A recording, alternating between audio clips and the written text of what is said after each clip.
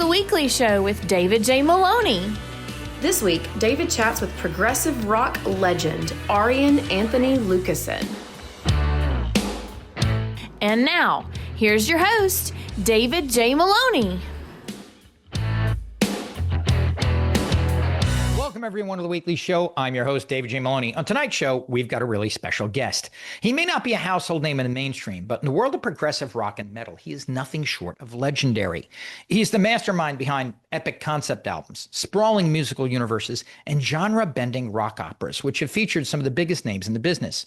Whether it's Ayreon, Star One, Guilt Machine, or his solo projects, he has carved out a singular space in modern music. Here to chat about it all and his brand new record, Songs No One Will Hear, is none other than musician Arjen Anthony Lucassen. So don't go anywhere. We'll be right back.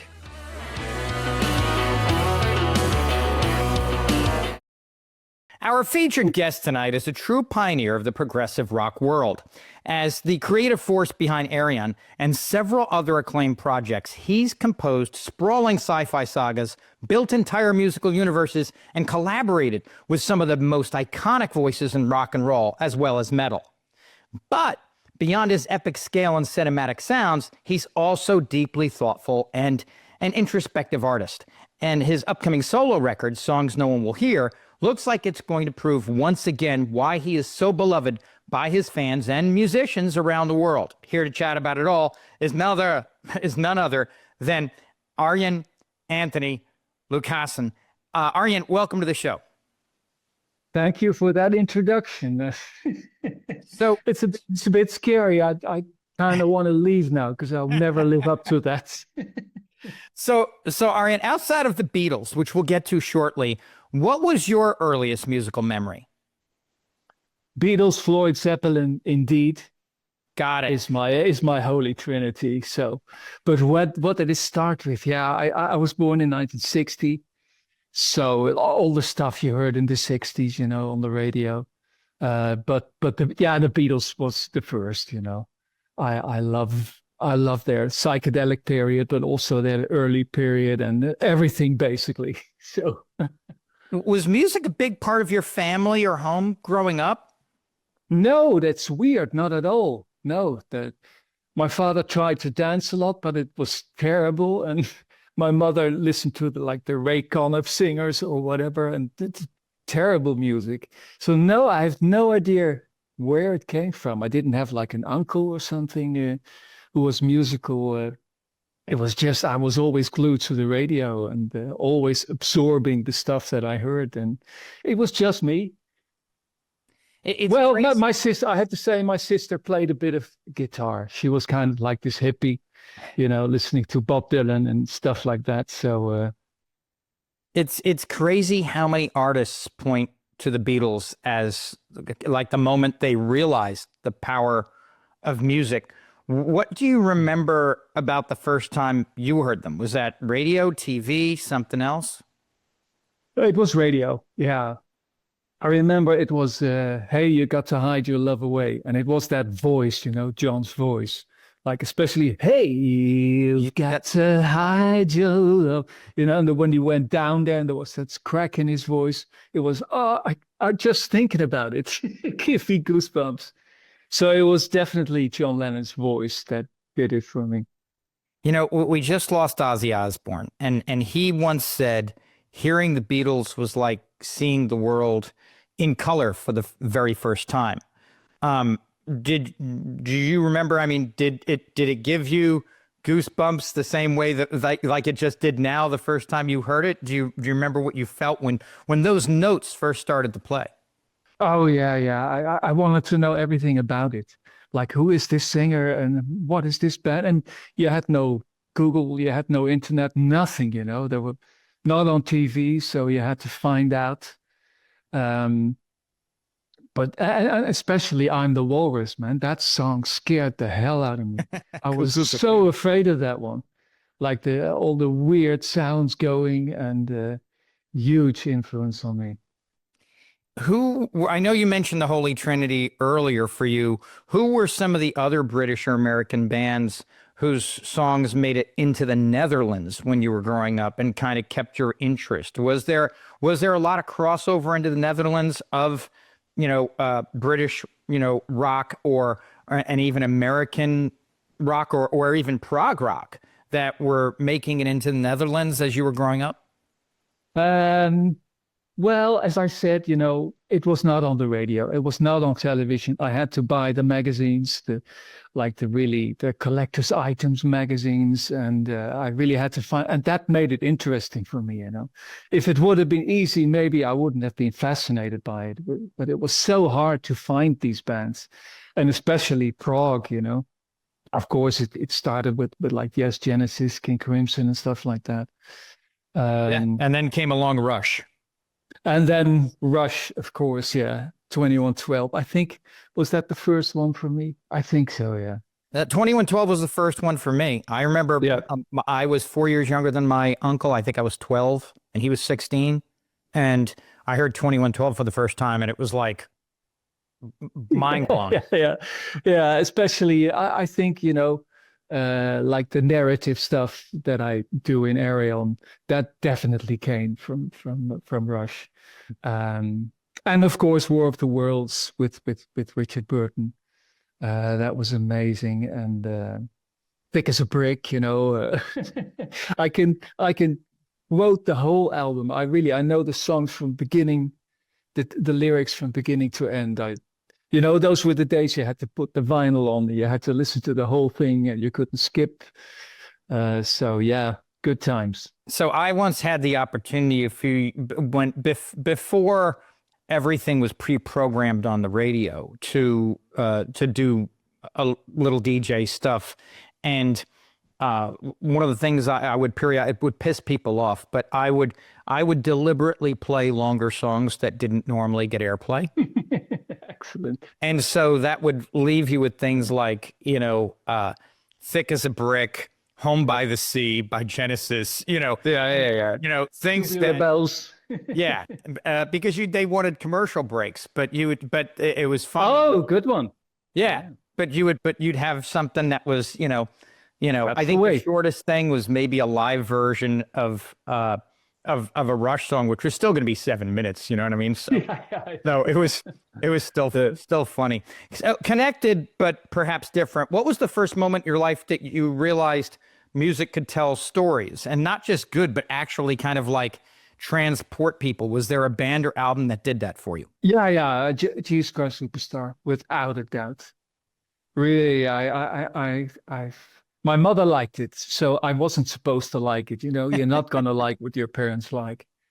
But then I heard like Ian Gillan, and I heard those high screams, and it was like, okay, let's give it a chance. So I took the album, and of course it came with lyrics, reading all the lyrics, and I was in that story. That was the first time where I realized that lyrics could and story and a concept could add an extra dimension to the music. Well, it's funny because you say you're not supposed to like the things that your parents like, but my stepfather loved, Jethro Tull, and Whoa. and I actually, about maybe 13 feet from me, have the original Thick as a Brick with the whole newspaper inside. I got it. Yeah, I got it on my wall here. So yeah, with the full newspaper inside, because you. Oh yeah, with all those little Monty Python jokes in it. Yes, exactly. Guess who Quack the Duck is talking to this week? And you saw this beautiful naked woman when you connected the dots. Yeah, I still remember. Yeah, beautiful. Those were the days when you could get an album cover like Sticky Fingers with a zipper on it. Oh yes, yeah. So. What do you consider to be like some of the seminal moments in the formation of your musical taste? I mean, there's so many influences in your discography. In some ways, it kind of feels like a mosaic of several different worlds, no? It is, because my musical taste is so wide. It's really not just metal and prog. I think I started really getting interested in music in the glam rock days, which was 70, 71. It all started with TUX for me. And then, of course, you got the usual suspects, Alice Cooper, David Bowie, Slade, all that stuff, the Sweet, I wanted to be Brian Connolly of the Sweet, I remember like putting things on my head so it looked like as if I had long hair because I was not allowed to have long hair. My mother. Um, yeah, the suite was a big thing for me. And in those days you had to buy the singles. They didn't really make cool albums or whatever. And I had to like wash all the cars in the street to be able to buy this single. It was 5 guilders, I remember, for a single, and yeah, it was magic. And of course, it was like, what's the B-side like? Because the A side of the Sweet Songs was always this commercial song, but the B-side was their own song, and it was like a rock song, So it was always like, oh, what's the B-side going to be like? Yeah. That's funny. Was there ever a point in those early years where you felt like you could see kind of beyond the genres of the time, that you kind of had a dream of what rock, metal, or prog could become like for you in your own way? I think that started. Actually, I was so into glam and I wanted to be in a band. So I started a playback band, just miming with my mother's wig on and her jewelry. And I don't do that anymore, by the way. Playing all these, really playing a lot at schools, performing this glam rock stuff. But then one of the pupils came to me, I don't know, that's for kids, that stuff. You should listen to this. And then he gave me Made in Japan by Deep Purple. And I think that changed everything for me. It was like, okay, I can't be lazing around anymore. I got to learn to play the guitar for real. And that's when the world opened up for me, when I heard that album. So you learn to play guitar for real. And at what point in all of this did you say, I'm going to make music my career? I think the music really chose me. I don't think I chose the music. I didn't really think about it. It was just, that's what I do. That's what I'm good at. That's what I want to do. And of course, I was rather good at school. I was intelligent, and my mother wanted me to go to the university, but that was no option. But that was totally no option. I mean, music was the thing, but I didn't think it was possible. That's such a dream. Your first dream is to be in a band. Okay, suddenly you are in a band, and then your second dream is like to play live with this band, and suddenly you are playing live with it, and your next dream is make an album, because nowadays everyone can make an album, but those days it was maybe 1% of the bands, that could really make an album. So I could make an album, and then your next step is like to go on tour with the band. And so, yeah, I've been through all of that during the 80s and the 90s, touring for 15 years. So I was lucky, really. If I wouldn't have had that, I joined a professional band when I was 20. I would have had to work, but I'd never worked an honest day in my life. It's terrible. Maybe a few of these stupid little jobs, but no, when I was 20, I left home and I started touring. So you had time in both Bodine and Vengeance where you really honed your craft. I won't stay here for long, but are there any songs, licks, musical ideas from those years that have stuck with you? Thing is, I had to do concessions. You are in a band, the drummer likes AC/DC, and the guitar player likes Iron Maiden, and the singer likes Judas Priest, and so I had to write songs and please everyone. I had to please the members in the band. I had to please the record company. I had to please the fans, and just hoping I would figure out what people wanted. So that was a shame, I couldn't really 100% be myself or make the music I wanted to make. So Let's move on to some of your early solo records. You've spoken candidly about the doubts you had during that time. Did you ever worry you wouldn't achieve the sound you were chasing, that people just wouldn't like get what you were making, or did that not matter at all? Was it because, like you said earlier, you wanted to kind of pursue what your vision was, right? At some point, I didn't think I was good enough. Because, we made a stupid song with Vengeance, Rock and Roll Shower. I saw a beautiful blonde and a pretty brunette. Come on, girls, let's get wet. And people loved it, Sounds like Kiss lyrics. I know. People loved it. And I was like, oh my God, what am I doing? And I wanted keyboards, and I wanted, by that time you had Rainbow and you had Stargazer, with all the classical stuff. And that's what I wanted. But I didn't think, I couldn't find people who liked it, and the band didn't want it. And so at some point when the band lost their contract in the 90s, like the 80s rock, the hair metal stuff was totally out, which is good, which is good. So at that point I made my first solo album, which totally flopped. It was weird. It had country songs on it. I was totally lost, I was like, what do people want? I don't know. So at some point it was like, oh, come on, man, forget what people want. Let's do my own thing, and people will hate it. I'm gonna, like you say, you recognize so many styles in my music. I'm gonna take them all, of course, the rock and the metal and the prog, but also folk and classical music and electronic music and acoustic music. All that stuff, I'm gonna put it in. And I'm gonna make like a rock opera, which was not done in the days of grunge. You were crazy. It was Pearl Jam and Nirvana. And I thought, let's just make this album for myself, and that did the trick. There were a lot of people, invisible people, who no one knew about, who were waiting for something like that because it hadn't been done, since Queensryche. So, to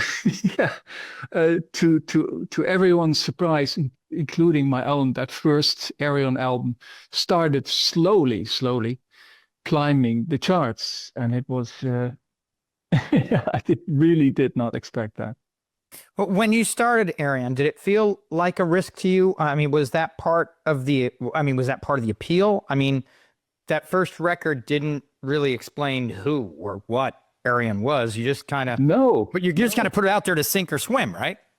Right, but the project wasn't even called Ayreon. It was basically a solo album. It was Arjen Anthony Lucassen, and Ayreon was the main character on the album. So basically, it would be like The Who and Tommy, But then the label, I think I got a deal with the Japanese label. That's how it all started, JVC.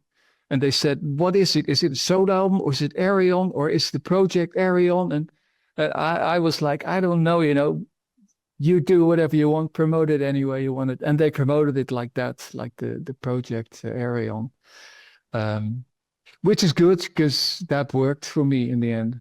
Yeah, it did. And but now, by the time you were making Actual Fantasy and into the Electric Castle, I believe you've said you were kind of at a point where if that third album didn't succeed, it could have been the end.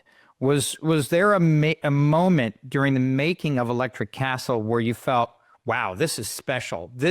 Something really great is happening here? I always think that with all my albums. Otherwise, I wouldn't release them, But often you're wrong, I probably even thought that with my stupid little country songs. The Midnight Train, it was terrible. But even then I thought it. So I've always had that feeling. But yeah, my second album, Actual Fantasy, which was not a rock opera, which did not have all these big guests, didn't do well. It sold less than the first one. So like you say, the third album was sink or swim. It could have been the end of Ayreon. So I really had to put everything I had in it. So that means big name guests like Fish, like Anna van Giersberg, like Thijs van Leer, Focus. Um, and I kind of knew, like, okay, this is special. But I still remember the record company didn't hear it. They were like, I don't know. Let's not praise this too much when we promote it. And I was like, what? You know, didn't make sense at all. I was like, be like arrogant like hell. This is all or nothing, you know. One of the most iconic aspects of your work is the narrative complexity. To me, your albums don't just tell stories; they kind of build whole universes, if I may. Do you see yourself more as a composer or a storyteller, or are those inseparable for you? Well, I have to say, I always start with the music. I still think the music is more important. I would never start with a concept, but because then I would limit myself musically. So it's always, I got all these little ideas recorded on my phone, or in those days on my cassette player. Put it in the computer, listen to it, and then a story would develop, you know. I would see images when I would listen to the music. And I think, as I said earlier, that the concept and the lyrics and stuff adds an extra dimension to the music. But it's still the music that's the most important. If the music isn't good, you know, then it won't work. So you mentioned how you kind of keep track of some of these varying ideas. When you sit down to write, do you have any specific like non-musical rituals or habits that kind of help you tap into your creative flow? I wish there was a trick, or I wish I were, you know, because I have my black hole periods every time I finish an album, especially an Ayreon album.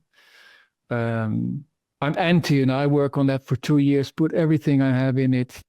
And it's always like, okay, the well is empty now. You know, there's nothing left. This is it. And I always roll out. So I've got a little bit of confidence now. But yeah, I always have to go through that terrible black hole period. And I'm basically in that period too now, you know, because I just finished my solo album. And no, I haven't got a trick. It's just take it easy, do promotion, and grab that guitar every day and hope that something comes up, because something comes up every day. But you know, the real thing is, how do you recognize that good song? And I think that separates the professionals from the amateurs. If you don't know what's good, then you know you will never get there. So that's the whole trick. What's good, what isn't good, and I'm lucky that I feel that, you know, when I have an idea like, okay, this is good, I can build on this. This is the foundation of my next album. You said you had some albums and that are I don't want to say disconnected, but different genres, different things that aren't necessarily themes, and then you have albums that are definitely have a kind of a central theme throughout. Do you feel that your music is trying, whether it be consciously or subconsciously, trying to answer a question, maybe either one big question or perhaps several recurring questions, or is it not, or does it have nothing to do with any of that? I think the questions are always there. You know,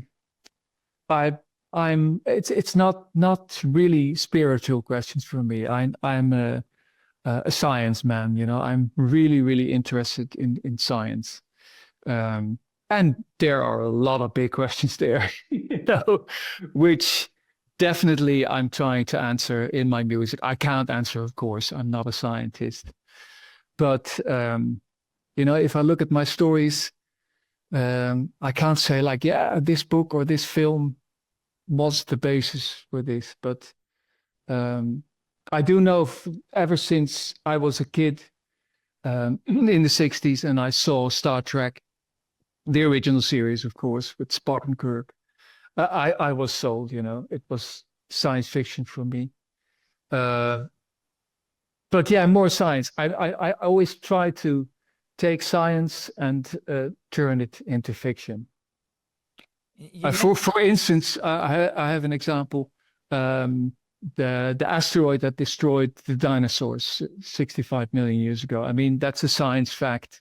So I try to turn it into fiction. Like, what if some alien race fired that asteroid at the Earth to make place for humans to, that kind of stuff. That's our show for tonight. Thank you so much for watching, and a special thanks to Arjen Anthony Lucassen for joining us. Arjen's going to be back again next week to finish up our interview, so please tune back in. Stay safe, everyone.